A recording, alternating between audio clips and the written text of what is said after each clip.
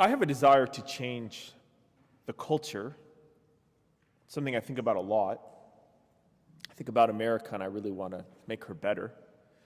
And ideas are important. I love ideas. I watch a lot of YouTube clips, watch a lot of videos of all sorts of people that I like their ideas, from economists to philosophers to theologians, all that. I think ideas are super important. I think bad ideas have bad consequences in cultures, and I think really bad ideas have catastrophic consequences in cultures. But having said all of that, we have to move beyond ideas, and no matter what an idea is, it has to find its way in the world. It has to be sort of incarnated or take flesh in the world. It's what scholars call praxis, that it's a way of being in the world. So if I think this way, then what would my life look like in the world? I don't watch a ton of news because I find it mildly depressing, so that's just me. And so I think about what will change the world? What has the cultural power, the resonance to transform people's lives? Both at the level of idea, but even deeper than that a way of being in the world. And I imagine that I'm not the only person in the church this morning that has this desire and wants to change our culture and change our country, and how to do that. And I would propose to you that the answer is given to us in this whole Easter season. And in the gospel today, in Luke's gospel, we just got done with the road to Emmaus. So Jesus was just made known to them in the breaking of the bread at Mass, and then he disappears from their sight. He then, this is another account, he appears to them again, and he says, "Peace be with you," which is his typical post-resurrection greeting. He says shalom in Hebrew, peace be with you. And then it says that they were startled and terrified and thought they were seeing a ghost. They're not happy to see Jesus. They're terrified at who this person could possibly be or what this thing is before them. And again, all of the resurrection accounts have this disturbing, strange weirdness about when they encounter Jesus. Jesus told them he was going to do it, and then he does do it, and they're like, what is this? What is this? It has always this strangeness. And Jesus says to them, "Why are you troubled, and why do questions arise in your hearts?" And then he has them look at their hand and feet, presumably to look at his wounds. He says, "Touch me and see, because a ghost does not have flesh and bones, as you can see I have." So the problem for them is they thought he was a ghost. They didn't think he was real. They didn't think he had like a form or a content or a body.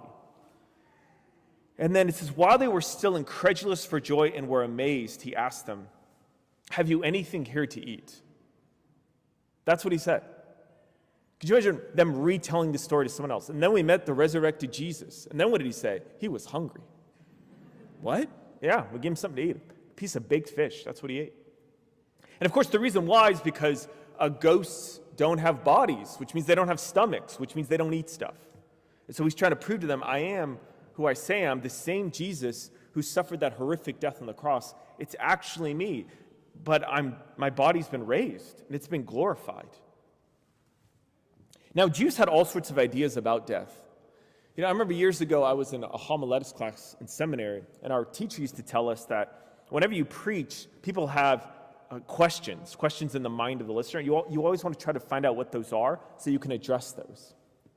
And he thought that at a funeral, one of the main implicit questions for everyone is when they look at the coffin or they look at the urn, they say to Father, "Father, this is really it, isn't it? This is really it. We die, and then we're dead, and then it's all over, isn't it?"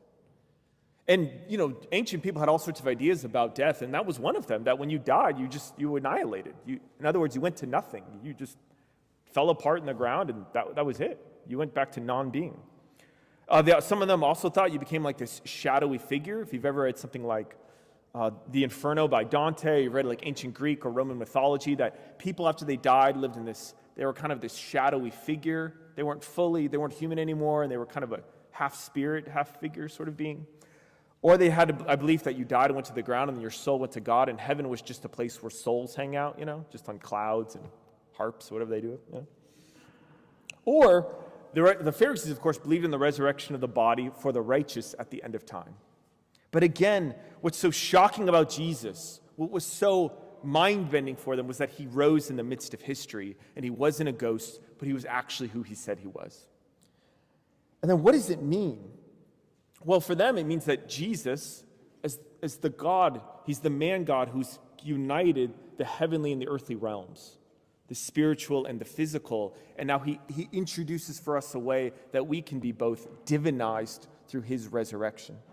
And he tells them that you must be witnesses of these things. Of course, the Greek word for witness is where we get the word martyr from. And that's exactly what we hear St. Peter doing in the first reading. He's proclaiming this truth.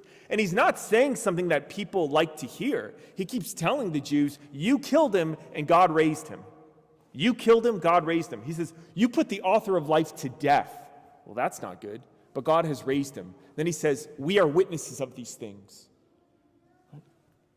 My friends, do we believe that our Catholic faith has the substance, the power, the content to change the world? Or do we really think political movements, they actually change the world? NGOs, non-government organizations, they change the world. Volunteer organizations, they change the world. My Catholic faith, I don't know if it has the goods, if it has the power to change the world. And if we think that, then what we're really saying is, Jesus, we still think you're a ghost. You didn't really rise from the dead. You don't have a body. You don't have a content. You don't have a form. You're just a shadowy figure. That's what we're saying to Jesus. But to be a witness of the resurrection is to say, no, Jesus was raised from the dead bodily. He lives and will never die again.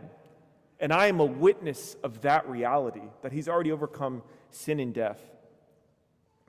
And the question is this: if we don't believe this, if we're not really a witness to the resurrection, that's something enacted in our lives, what can we do? And I will give you one suggestion, which is what Jesus tells them to do in the gospel, is that I would tell you to give Jesus something to eat. You should give him something to eat. And by that I mean, when Jesus says that whatever you do to the least of my brothers and sisters, you do unto me, what we call the corporal works of mercy, it's because Jesus is now present in his church. The church is now what we call the mystical body of Christ. We're not just a bunch of people who hang out on Sundays. We believe that through our baptism, we were infused. We've been now, he's the vine and we're the branches. We now are all connected through, with, and in Jesus. It's his mystical body. He's now working in the world. When Paul's walking to Damascus and he gets knocked down, Jesus does not say, why are you persecuting my followers? He doesn't say, why are you persecuting my church? He says, Saul, Saul, why are you persecuting me? And Saul is, what? No, I'm just hearing these strange people who think they're saying these crazy things that Jesus was raised from the dead. But he hears the voice of Jesus say, why are you persecuting me? In other words, I'm still working through my church. I'm alive. The church is the mystical body of Christ. I remember listening to this Protestant pastor who became Catholic, and he thought the church was an invisible reality, like a ghost. But he said the problem was, when I read the New Testament, the main analogy used for the church is that it's the body of Christ. It's not the ghost of Christ. It's not the mind of Christ. It's not the idea of Christ. It's the body of Christ. And bodies, you can see them. They're not invisible. They have form and content. It's the same reality occurring in this post-resurrection gospel, this narrative. And so, how do we become a better witness to the resurrection? Is we should give Jesus something to eat. And when we serve the poor, when we do the corporal works of mercy, Jesus says, whatever we do unto them, we do unto him. Pope Benedict says the poor are like another real presence of Christ in the world. And we encounter Jesus. That's what happens. And we come to realize, Jesus, you're not dead, you're not gone, you're not a ghost. You've been raised from the dead. And you're working through the church and into the world. And this is the thing that has the power to change the world. Again, if we don't think that's true, we still think Jesus is a ghost, that he hasn't been raised from the dead, that he's not alive and living. I want to close by saying this is going to be a constant theme through all of Easter. Again, the difference between a reporter and a witness. A reporter is somebody who shows up after an event has occurred and they ask other people what happened. But a witness is someone who is there. They encountered the person or the event. They were changed by it, and they lived differently because of it. We're not meant to be reporters of Jesus. We're meant to be witnesses of Jesus, that we've encountered him, that we've seen him living, alive, risen from the dead, and we are witnesses of that to the world. As my friend, my favorite author, G.K. Chesterton once said, Christianity was not tried and found wanting. It was found difficult and untried. That if we really encounter the face of Jesus, we become a witness of this thing, and that has the power to change our world.